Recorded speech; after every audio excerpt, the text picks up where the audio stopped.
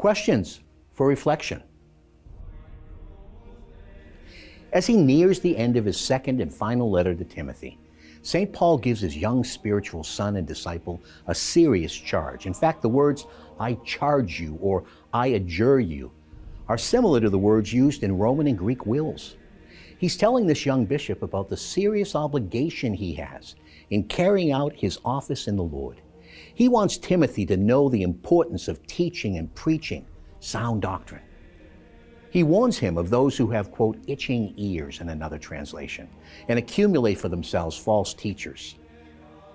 At the ordination of a bishop today, the ordinand is asked questions. First, are you resolved to be faithful and constant in proclaiming the gospel of Christ? And second, are you resolved to maintain the deposit of faith entire and incorrupt, as handed down by the apostles and professed by the church everywhere and at all times? End quote. Sadly, we live in a time when many people have itching ears and are being deluded by false teaching. Are we listening to the true teachers in the church, those who guard the deposit of faith and do not try to change it? How much do we really know about the Catholic faith? Do we read and study the Bible and the Catechism? David the psalmist reminds us of the importance of being taught sound doctrine. He sings in today's psalm, I quote, "God, you have taught me from boyhood, and I am still proclaiming your marvels," end quote.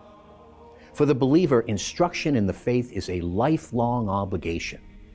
Are we regularly studying the Catholic faith?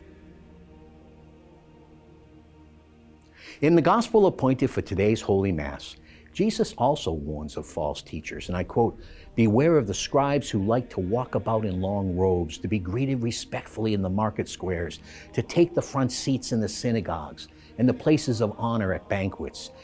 These are the men," he says, "who devour the property of widows and for show offer long prayers. The more severe will be the sentence they receive," end quote. Then he gives an example to actually follow, the poor widow who gave everything she had to the Lord. In the second chapter of his letter to the Philippians, Paul speaks of Jesus as the one who emptied himself for us and invites us in him to empty ourselves for others. His life and death were about giving. Giving is not an add-on to our busy lives. Giving is living for the Christian, a way to communion with the Father, through the Son, in the Holy Spirit, and a life lived for others.